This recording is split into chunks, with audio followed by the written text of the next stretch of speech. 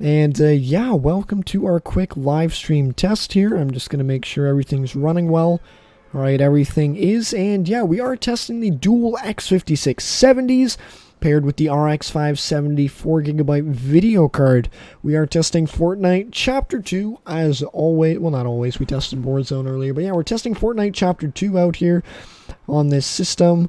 And yeah, the settings that we are playing with here today are known as Pro settings. That's Epic View Distance, everything else set to off or low, DirectX 11, and 1920 by 1080p.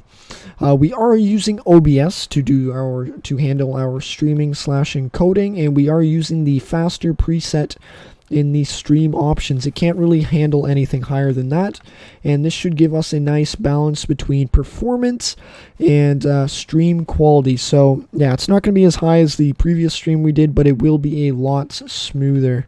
Of course, we do have a live chat going on because we do have a YouTube channel.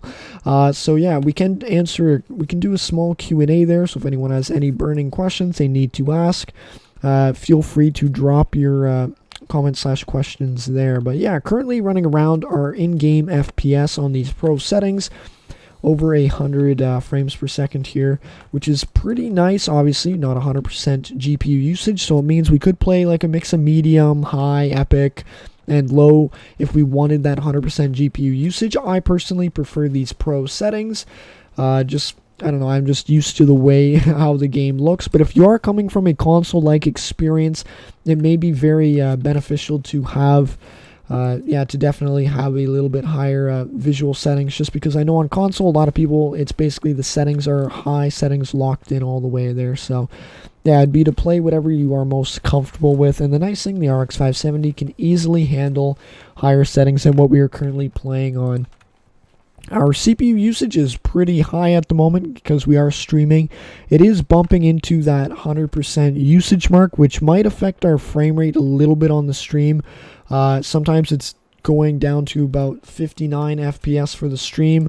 Most cases it is 60, but obviously if I closed a couple of my other applications in the background, it would run a little better. But yeah, it's just to keep in mind that we do have, it is possible to stream with these dual X5670 CPUs, but if you are playing a more demanding game, you may need to turn down the stream quality, and at the moment, it seems to be running really well. I'm just going to open up my stream on my second machine right now, just so I can see what we have going on there. But there we go. Yeah, and the main thing is we are playing on DirectX 11, so can I? No, I can't put Msi Afterburner on unfortunately there. So yeah, that is one thing. I do apologize here. Let's see, add scene. Hopefully this doesn't. All right, you know what? We can do a display capture. Screw this. Scene. Display. All right, there you go. I will do a display capture so you guys can see the Msi Afterburner. I generally don't do this because I do tab out quite often to show you my. Hang on, you know what? I can show you this here. This is our task manager at the moment.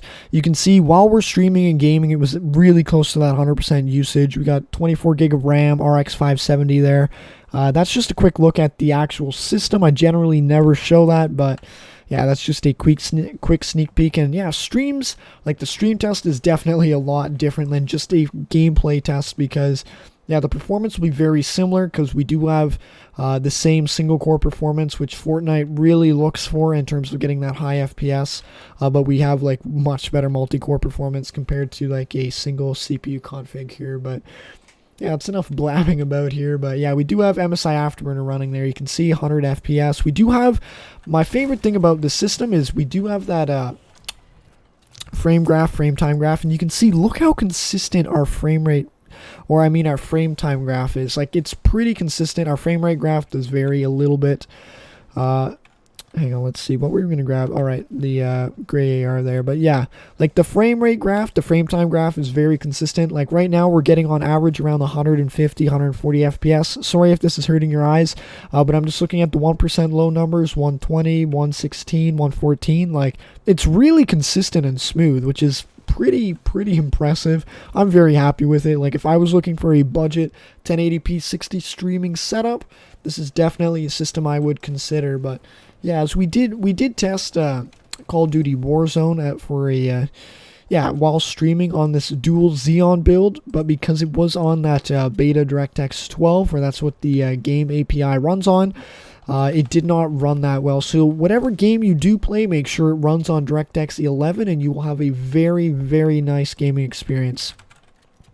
Alright, is it possible to stream with a good i7-3770 and RX 580? And if you guys are wondering, I am reading a live chat. I do have some of my viewers hopping in here. I can't believe they're still hopping on because it is almost midnight here where we are recording. But yeah, so he's got a question. Will the third generation i7-3770 with an RX 580 be good for streaming? From my experience, if you want to do a CPU encoding for the stream, which makes everything look high quality, then no, it will not be good enough for that. Just some Cinebench R15 numbers. For example, streaming is very multi-core intensive. So that's where I'm going to give you these Cinebench R15 numbers. I'm just repeating myself. Okay, basically these dual X5670s will score about 1,300 multi-core points in Cinebench R15. The i7-3770 will score around 620, 650 points, depending on how fast your memory is and how little stuff you have running in the background. Of course, the i7-3770 will perform a lot better in games without streaming because your single core performance is about 120, 123, I'd say, in Cinebench R15, versus this X5670 is more around 92 to 95 single core performance. So yeah, you have about 23%. You have about a 23% performance, single core performance boost with the third generation i7. But yeah, you cannot stream with that CPU and GPU configuration. Hopefully that answers your question. Right now, our CPU usage is really high. I think, yeah, around 100%. Right now, it says about 85 to 92%. You can see that there in Msi Afterburner now that we are running it there. Yeah, let me know if the stream quality looks alright. I'd be curious to know what you guys think, because I'm only looking at the game here so that I don't die. But yeah, let me know what it looks like. And of course, if you guys have any questions and you're watching this on a replay, feel free to reach out in the YouTube comment section below or reach out directly to me. I'd be happy to answer any questions you might have regarding the system or setup, or any system or setup that you're looking to build. For example, graphic test design here in the comments in the live chat. He's got a lot of great questions. We've been answering them here as well on the previous stream where we're doing a couple, like basically half an hour earlier. So yeah, alright, so yeah, 12 gigabytes of RAM, that should be good enough for system memory. Ideally 16, especially if you want to play Call of Duty Warzone. I think it's definitely worth spending the other $20 or $10 or whatever it costs to get that extra 4 gigabytes of RAM. And so yeah, we're flying a helicopter just like in Call of Duty Warzone. You can see the frame rate in the helicopter around 60 FPS, so keep an eye on that. It is a lot smoother than how Warzone was running, of course. I think that has to do with the API. My favorite difference between Warzone and Fortnite here is that I can jump out of the helicopter and, oh yeah, that's right, there is no redeploy. Never mind, we are not jumping out of here. No way. But yeah, one thing I really like about Fortnite's helicopters is that you can fall from the sky and they don't blow up. Alright, we've got another question. I'm sure you've had similar problems with the Optiplex, but the fan noise gets really loud for some reason. How would I resolve this? Do I need to replace fans? That's interesting. I've never actually had an issue where it gets loud. I'd recommend, first thing to do, go into the system BIOS, check under like thermal performance, what is the fan profile set to, because there is a like a turbo mode, which is designed to keep everything cool and quiet, or there is a default mode. But also keep in mind, the i7-3770 is 3rd gen i7, so I think after the second generation, basically Sandy Bridge kind of Optiplexes like the 990 and stuff, they might have had smaller CPU coolers. So keep it like, just monitor your system temperatures, like your CPU temperatures. I think that's what I would recommend.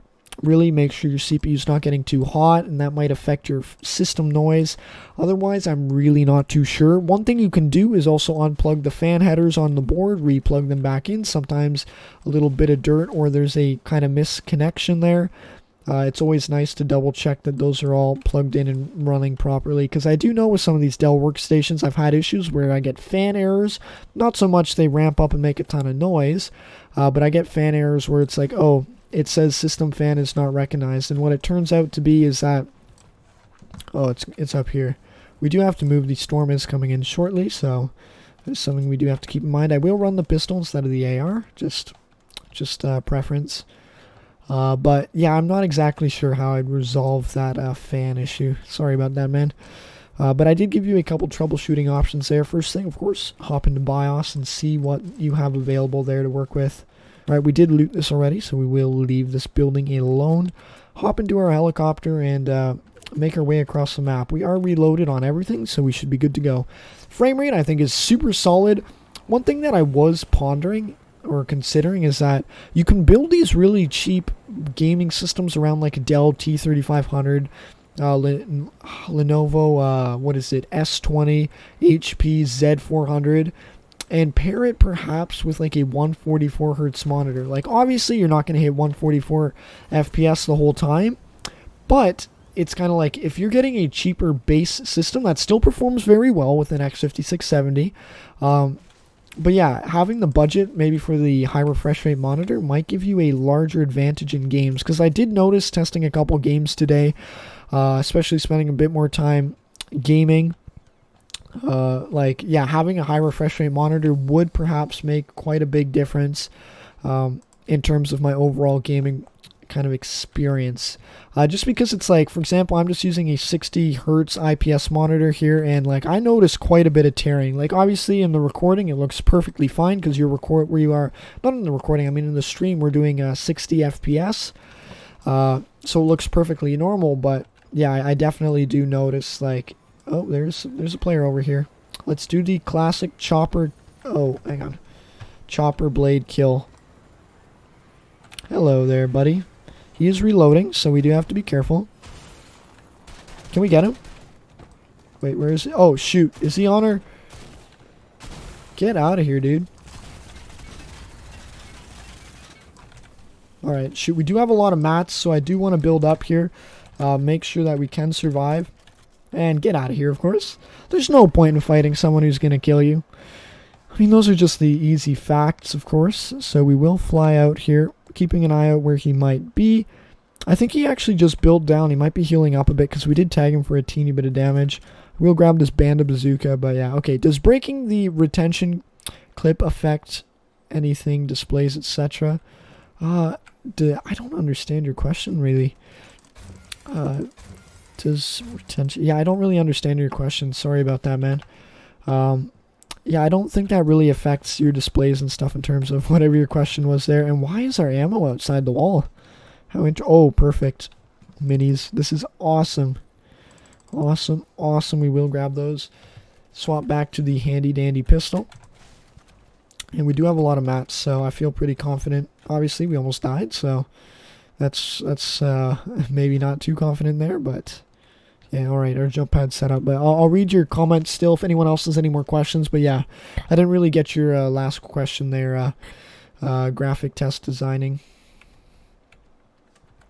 Alright, we will head to the next zone. You can keep an eye out there on the frame rate. It's been really nice, smooth, consistent the whole time. Frame time about 10 milliseconds or under, I'd say, on average. So that's nice.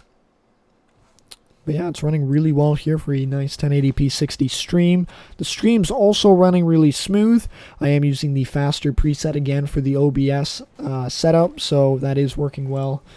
But yeah, let's continue to the next zone. And yeah, once we die in this game, I will be moving on, or I will be ending the stream and probably heading to sleep because it is very late. But again, if you guys have any questions, drop them underneath this this stream / recorded. I guess, yeah, YouTube records the stream, so I'll call it a recording or stream, and I'll be able to answer all your questions there. Let's see if our guy's still here. I doubt it, but he very well could be, or maybe he went AFK. He went AFK. How interesting. That is very interesting. It looks like he just DC'd, because I was curious why the player didn't start chasing us there, but yeah, overall the stream quality looks really nice. I can see that on my other system there. Like, obviously it's not crystal clear. YouTube does a little bit of compression as well, I think. But yeah, overall it is running well, and everything looks to be good here so far. Maybe I will drop the medkit. Yeah. Alright, this is what we will be running out for our loadout here. Editing, also really fast here. Alright, I will build the walls properly so that you can see the editing. Yeah, there we go. That's my editing and building. Nothing too impressive there, but it does run really well. Alright, we do not have a sniper. We do want to be careful. Alright, we'll just continue moving here. But if anyone else has any questions, please drop them in the comment section now. I may or may not be doing a stream tomorrow. Might be interesting to test Apex Legends while streaming, if anyone requests that. Otherwise, I think I might just leave it off with Call of Duty and Fortnite here for our test. But yeah, definitely request that in the comments if you'd like to see that. Otherwise, yeah, we're going to be leaving it up to chance whether or not that happens. Here, let's see. Oh, nice, a chest. Really hoping for a better, or like a sniper, but it doesn't look like we've got any luck there. Alright, 4 players remain. I don't think we can win this, just in terms of my skill level, but we do have a fighting chance. Looks like someone's across the bay here. He does have a sniper. He does have a sniper. So that is one thing that we do not have. We are tagging him a little bit, which is always nice and fun. Let's see what he's doing. Yeah, he's hard scoping us pretty much. We are not in the next zone yet. We do have a launch pad to relocate quicker. Looks like someone did take off, so I will swap over to my brick material. I do not want to get landed on and lasered down, but I think that's what's about to happen here. We aren't in the next zone yet, so I will try to build our way over. Let's see, no one's paying attention yet. Or I don't think they are. So we should be safe to move a little bit further. I want to get more centralized on this zone here. I do have my wood mats ready to build structures for protection. Oh, it looks like we're going to rush this guy.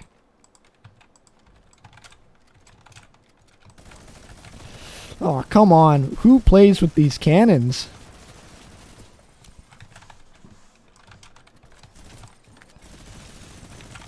Dude, chill out. But we do have a ton of mats, so not too concerned there. Oh, we're dead. We are so dead. My goodness. But, yeah, that is going to conclude our test stream / recording on this dual X5670 system paired with the RX 574GB video card. I think the RX 570 is the right pairing for this system. I think that kind of is the sweet spot for performance there.